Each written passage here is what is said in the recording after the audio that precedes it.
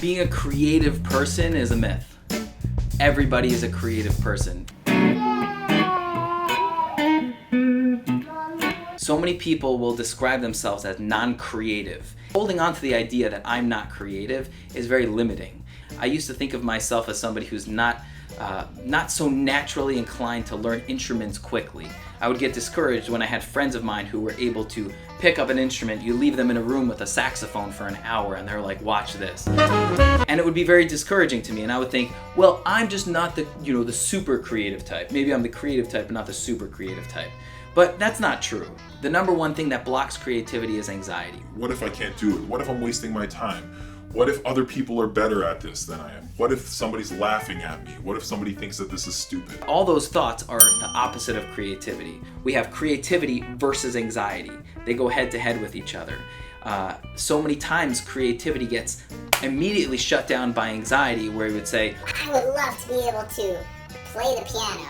And then anxiety goes, yeah, what if you don't have time? Or what if you waste so much time? Or what if people make fun of you? when we're playing music, we might have anxiety about the music, the way that it's coming out, the way that it's going to be received when I put it online, or about making mistakes. For me, my anxiety will say something to me while I'm playing. You need to look up how to play that song better when you're done. You need to practice that lick again. You need to figure out how to change the tone on your amp. All this stuff about the future and saying that right now you're not ready, you're not good enough yet. That doesn't mean that I won't want to learn in the future, but if I'm playing in front of people or jamming with other people, even playing by myself, can I just finish playing and have a good time doing that before I go back to the practice field? For many years I was rehearsing while I was performing, which is madness to me now, but back then I would be allowing those thoughts to really dominate the way that I was thinking while I was playing, and it really didn't make a lot of sense.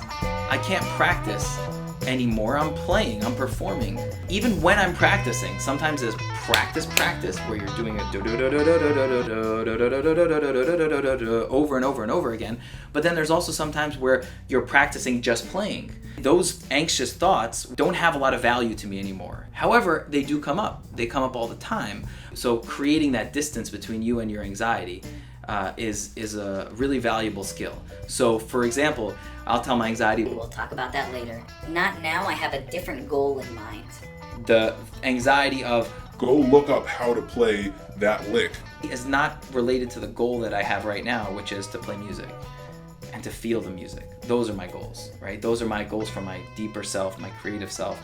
So the way that we get an upper hand on that anxiety is training ourselves to see it, respond to it in a way that gets it to move to a different part of the room, give us some space from it, right? Because if we start to get anxious about the fact that we're anxious, then anxiety is winning and we're not being creative.